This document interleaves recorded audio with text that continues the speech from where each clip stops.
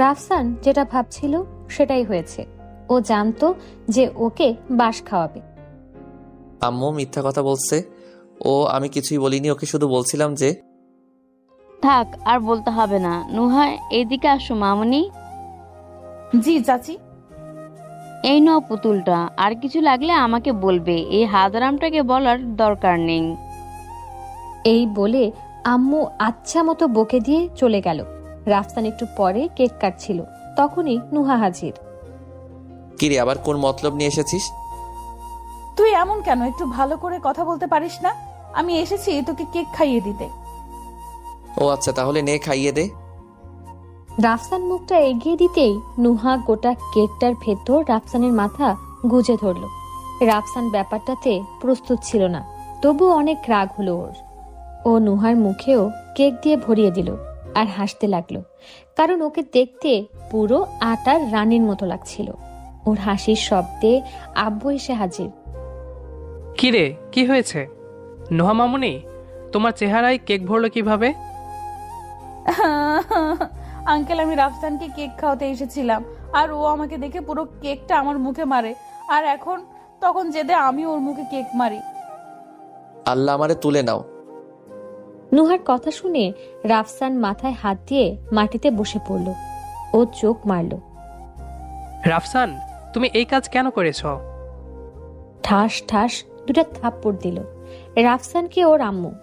ওর চোখ দিয়ে আগুন ঝরছিল, আর সেটা দেখে সবাই ভয় পেয়ে গেল, কারণ চোখ দুটো সম্পূর্ণ লাল হয়ে গেছে। রাফসান ওর সমস্ত জামা কাপড় প্যাক করে বাড়ি থেকে বেরিয়ে গেল। ওর আব্বু আম্মু জানতেও পারল না। 10 বছর পর পুলিশ স্টেশনের সামনে বসে আছে রাফসান। তখনই কতগুলো মেয়েকে দেখে নুহার কথা মনে পড়ল, কারণ ওরা তিনজনে একটা ছেলেকে ডিস্টার্ব করছে। আর রাফসান পুলিশ কমিশনার হয়ে সেটা কিভাবে সহ্য করে বলুন? ও হিরোইক স্টাইলে এন্ট্রি নিল। ওকে দেখে মেয়েগুলো চুপ হয়ে গেল। কি হচ্ছে এখানে? মেয়েগুলো বলল, স্যার কিছু না, কলেজে নতুন ছাত্র ওরা, তাই আমরা। র্যাগিং করছিলে তাই তো? কনস্টেবল, এদেরকে গাড়িতে তোলো। রাফসানের কথা মতো সব কয়টাকে গাড়িতে তোলা হলো। রাফসান যাওয়ার আগে বলে গেল যাতে ওদের কিছুক্ষণ পরে ছেড়ে দেওয়া হয়, কারণ মেয়ে মানুষ, মান সম্মানের ব্যাপার। আর আপনারা ভাবছেন তো যে রাফসান পুলিশ কমিশনার হলো কিভাবে? তাহলে শুনুন। বাড়ি ছেড়ে যাওয়ার পর ওর এক বন্ধুর বাড়িতে গিয়ে ওঠে। ওর বন্ধুর বাবা ওকে নিজের ছেলের মতো মানুষ করে, কারণ ওনার একটাই ছেলে যার মা নেই। সন্ধ্যাবেলা রাফসানকে একটা কলেজের গেস্ট হিসেবে ইনভাইট করা হয়েছে। কলেজের গেট দিয়ে 3টা পুলিশের গাড়ি ঢুকছে। 3টাতেই সাইরেন বাজাচ্ছে, আর সাইরেনের শব্দে সবাই নজর এখন গাড়িগুলোর দিকে।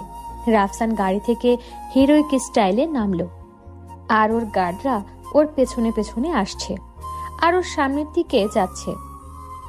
কলেজের ছাত্রছাত্রীরা 2 সাইডে সারি করে দাঁড়িয়ে ওর জন্য গেট বানিয়ে দিয়েছে, আর তার মধ্যখান দিয়ে হেঁটে যাচ্ছে ও।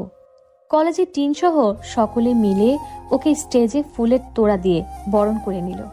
চেয়ারে বসার জন্য অনুরোধ করা হলো।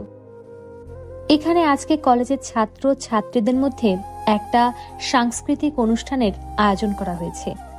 একে একে অনেককে ডাকা হলো, সবাইকে দেখলাম, কিন্তু হঠাৎ করেই মাইকে একটা নাম ডাকা হলো, যেই নামের সাউন্ড সোজা রাফসানের কানে এসে বাড়ি খেতে লাগলো, কারণ নামটি ছিল নুহা।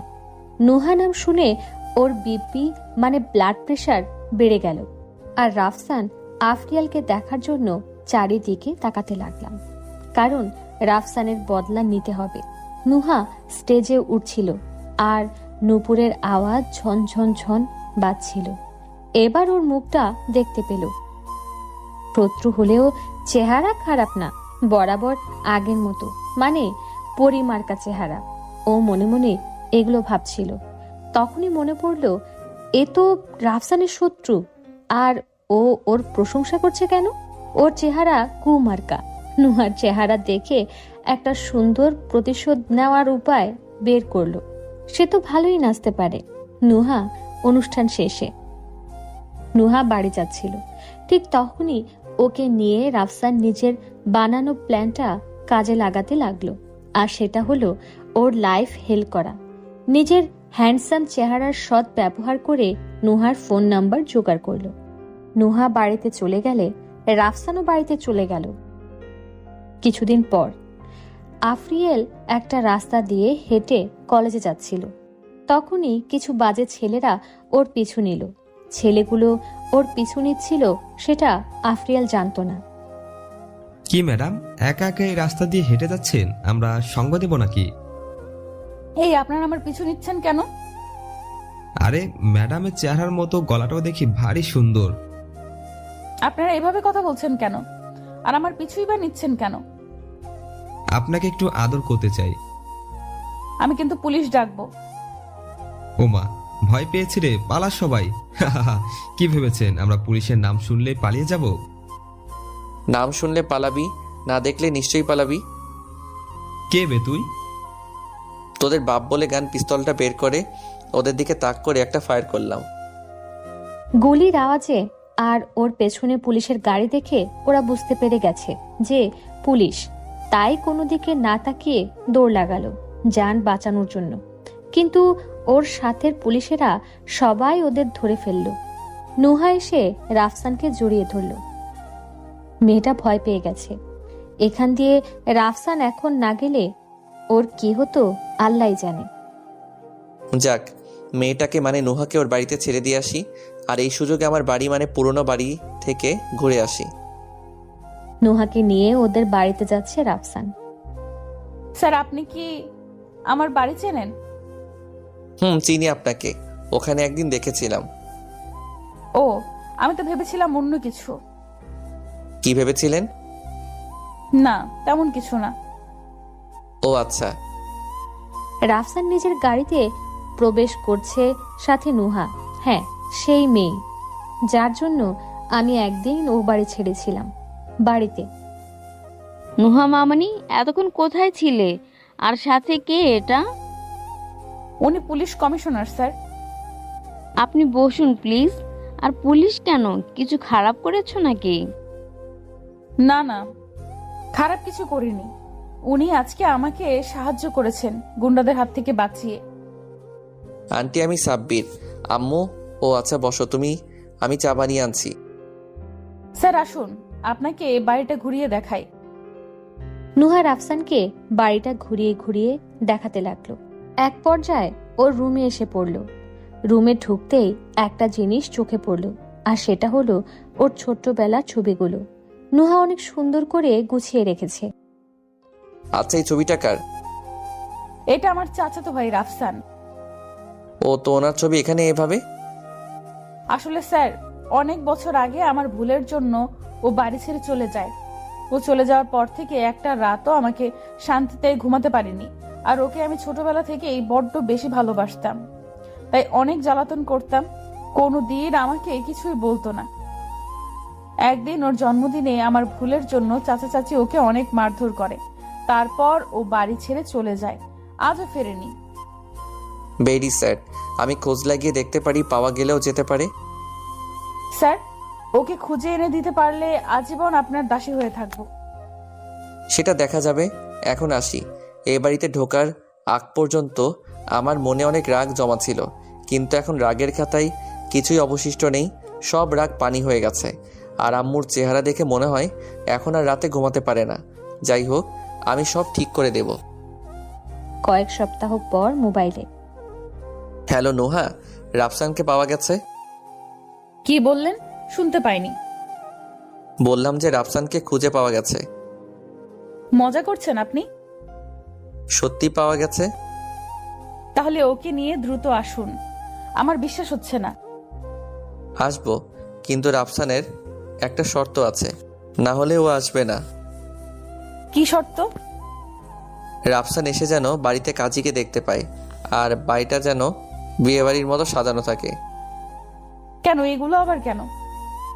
কারণ সে তোমাকে বিয়ে করতে চায়। সত্যি বলছেন আপনি? ও আমার প্রতি রেগে নেই? হ্যাঁ, রেগে নেই। আমি যা বললাম তাই করো। আমি ওকে নিয়ে আসছি। আমি হয়তোবা আসবো না, শুধু রাফসান যাবে। আচ্ছা, তবে আপনি আসলে খুশি হতাম। রাফসান নুহাকে আচ্ছা বোকা বানালো। নুহা জানে না যে এই সাব্বিরই ওর রাফসান। বাড়ির সামনে পৌঁছে গেছে নুহা। হয়তোবা ভেতরে পুরো বাড়িটা বিয়ে বাড়ির মতো সাজানো হয়েছে। বাড়ির বাইরে বসে আছে রাফসান একটা গাড়ি নিয়ে। ভেতরে ঢুকবে এখনই।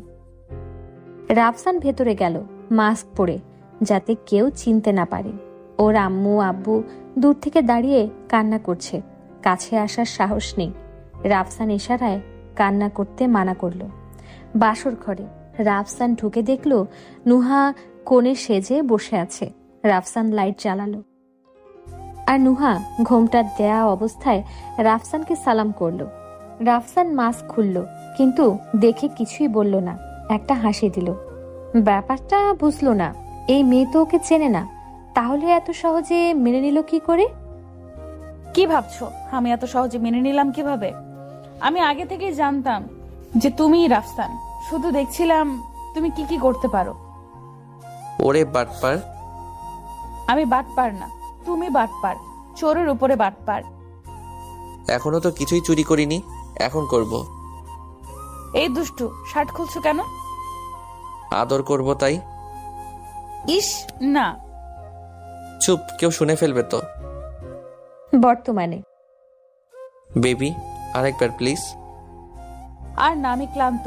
আর আমি কি পালিয়ে যাচ্ছি নাকি? কালকে হবে, আজকে ঘুমাই। তোমাকে ঘুমাতে দিলে তো ঘুমাবা। বাকিটা আপনাদের না জানলেও চলবে।